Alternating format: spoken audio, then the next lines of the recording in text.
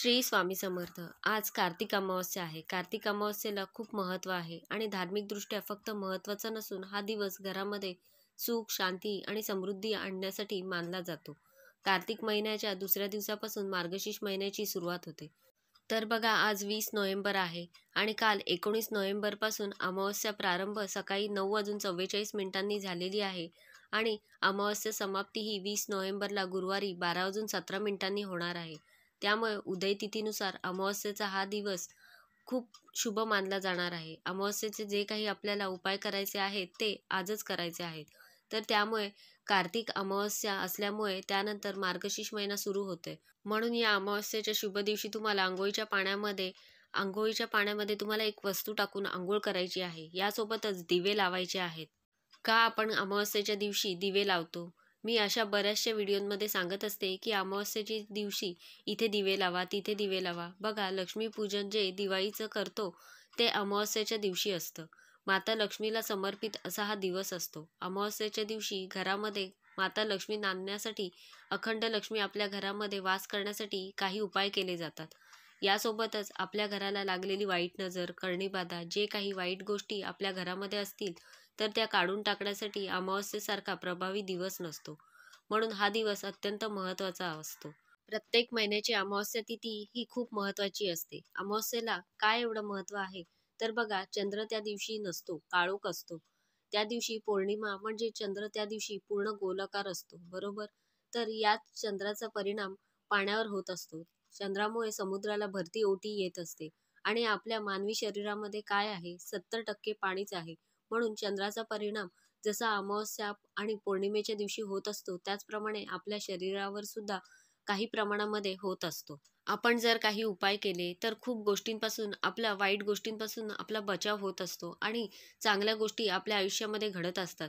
म्हणून आपल्याला काही या दिवशी उपाय करायचे आहेत। कार्तिक अमावस्येला आज तुम्हाला मुख्य दरवाजाच्या बाहेर तुम्हाला दिवा लावायचा आहे। जसा हा दिवा आपण दिवाळीला लावतो, पणती लावतो, स्टीलचा लावा, पितळेचा लावा, मोहरीचं तेल टाकायचं आहे आणि 2 वातींची एक वात करून तुम्हाला हा दिवा लावायचा आहे। त्यानंतर तुळशीजवळ तुम्हाला दिवा लावायचा आहे। देवाऱ्याजवळ शक्यतो जास्त वेळ दिवा तेवत राहील असा दिवा लावायचा आहे।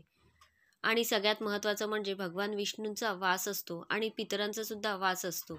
तर अमावस्या तिथीच्या दिवशी बघा, आपल्याला पिंपळाच्या झाडाला जल अर्पण करायचं आहे, हळद, कुंकू, अक्षता अर्पण करायचे आहेत, पिंपळाच्या झाडाला स्पर्श करून नमस्कार करायचा आहे आणि तिथे तुम्हाला दिवा लावायचा आहे। पिंपळाच्या झाडाला प्रदक्षिणा सुद्धा मारायची आहे आणि नैवेद्य तुम्हाला थोडीशी साखर तुम्ही ठेवली तरी सुद्धा चालेल। तर त्या साखरेला नंतर मुंग्या लागतात, किडे लागतात आणि ते खाऊन तृप्त होतात, म्हणून सुद्धा पितरांचा आपल्याला आशीर्वाद मिळतो। तुमचे एकाच वेळी 2 गोष्टी साध्य होत असतात। हे तुम्ही दर अमावस्येला करत जा आणि पिंपळाच्या झाडाची पूजा करणं खूप महत्त्वाचं आहे। पिंपळाचं अगदी छोटंसं झाड असेल तरी सुद्धा चालेल। पिंपळाची फक्त तुम्ही पूजा करा, त्याला महत्त्व आहे। ते झाड किती मोठं आहे, छोटं आहे हे काही नाही, तुम्ही पिंपळाच्या झाडाची पूजा करा, तेच महत्त्वाचं आहे। यासोबतच बघा, अमावस्येच्या दिवशी आपल्याला दान करायचं आहे। दान नक्की करा। मी प्रत्येक वेळी सांगत असते, बघा, मी म्हणत नाही आपल्याकडे तुम्ही 10 रुपये कमवता, 10 रुपयाचा 1 रुपया तुम्ही कोणाला तरी द्या, आपल्या धनामध्ये वाढ होत असते। त्यातला थोडासा वाटा आपण कोणाला दिला ना तर नेहमीच त्याचं पुण्य आपल्याला मिळत असतं आणि गरजूंना नेहमी दान करा। तुम्ही काहीही दान करा, अन्न, वस्त्र दान केलं तरी सुद्धा चालेल। तुम्ही आता थंडीचे दिवस आहेत, तुम्ही ब्लँकेट दान करा, चपला दान करा, काही वस्तू दान करा, लहान मुलांना, गरजूंना शक्यतो तुम्ही दान करा, कारण त्यांना दान केल्यामुळे ते आपल्याला भरभरून आशीर्वाद देत असतात। आयुष्यामध्ये कुठलेही संकट, प्रॉब्लेम काय चालले असतील, मूल होत नाही, नोकरीच्या समस्या आहेत, असं काही असेल ना तर नक्की पहिले तुम्ही दान करत जा। दानामुळे तुमच्या आयुष्यात 100% चांगले दिवस येतात। आणि यासोबतच तुम्हाला आज अंघोळीच्या पाण्यामध्ये अमावस्येला एक तुम्ही गंगाजल टाका किंवा गोमूत्र टाका किंवा तुम्हाला पंचगव्याचे जे आहे उठण्यासारखं, मी दरवेळेस तुम्हाला सांगते, पंचगव्य जे आहे ते गायीपासून मिसळणाऱ्या 5 गोष्टीपासून ते बनवलेलं असतं आणि पंचगव्य किंवा गंगाजल किंवा गोमूत्र जर टाकून आंघोळ केली ना तर आपल्या शरीराचे शुद्धीकरण होते आणि मग कोणीही कितीही वाईट नजरेने आपल्याशी बोलत असेल त्याच्या मनातलं आपण, कारण समोरचं काय बोलतो ते ऐकू शकतो, पण त्याच्या मनामध्ये खरंच कधी-कधी आपण ओळखू शकत नाही की काय चालू आहे.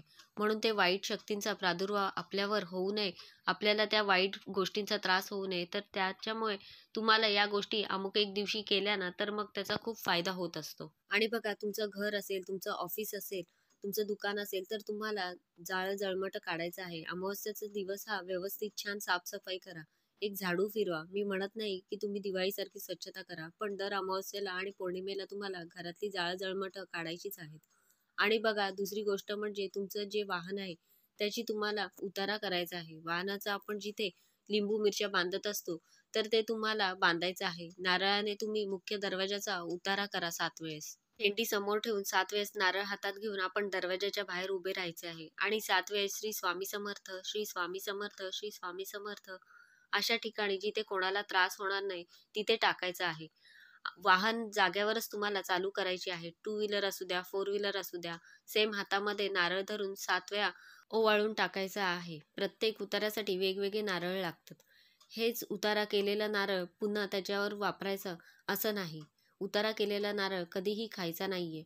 तुम्हाला एखाद्या कोपऱ्यामध्ये अशा ठिकाणी तुम्हाला ठेवून द्यायचं आहे, की कोणाच्या पायाखाली आलं नाही पाहिजे. घरी येऊन आपल्याला स्वच्छ हातपाय धुवायचे आहेत आणि देवाला नमस्कार करायचा आहे. आणि बघा, अजून अमावस्या तिथी जशी माता लक्ष्मींना समर्पित आहे, त्यामुळे आपल्याला अमावस्येच्या दिवशी घरामध्ये शांतता ठेवायची आहे. वादावाद, कटकटी, भांडणं हे होणार नाहीत याची काळजी घ्यायची आहे. कारण मग माता लक्ष्मी आहे ना, ती सूक्ष्म स्वरूपामध्ये सगळीकडे असते व अशा ठिकाणी माता लक्ष्मी कधीही राहत नाही. ती तिथून निघून जाते. माता लक्ष्मी गेली म्हणजे काय असतं, घरामध्ये अलक्ष्मी येते, अडी-अडचणी आणि बघा बऱ्याच गोष्टींना आजारपण वगैरे आपल्याला तोंड द्यावे लागते आणि शक्यतो अमावस्येच्या दिवशी परान्न घेऊ नका. परान्न म्हणजे दुसऱ्याच्या घरचं अन्न. ताई, मी मेसमध्ये खातो, हॉटेलमध्ये खातो, हॉटेलमध्ये बाहेर खावं लागतं कारण आम्ही बाहेर राहतो जॉबसाठी. ते चालेल, तिथे तुम्ही पैसे देता, फुकट खात नाही. कळालं? परान्न म्हणजे आपण जे फुकट खातो. कोणी असंच दिलेलं असेल, घे गं, थोडंसं खाऊन घे. अमावस्येच्या दिवशी शक्यतो हे टाळलं गेलं पाहिजे. एवढी तुम्ही काळजी घ्या. नक्की तुम्ही आज अमावस्येच्या दिवशी सांगितल्याप्रमाणे पाण्यामध्ये सांगितलेल्या गोष्टी टाकून अंघोळ करा. सांगितल्याप्रमाणे दिवे लावा. त्याचा आयुष्यामध्ये खूप फायदा होतो या उपायांचा. तर अशा प्रकारे मी तुम्हाला संपूर्ण माहिती देण्याचा प्रयत्न केला आहे. कसा वाटला तुम्हाला आजचा व्हिडिओ मला नक्की सांगा. आवडला असेल तर लाईक करा, जास्तीत जास्त लोकांपर्यंत शेअर करा आणि असेच छान छान व्हिडिओ पाहण्यासाठी आजच आपल्या स्वामी माझे गुरु या चॅनलला सबस्क्राईब करा. धन्यवाद.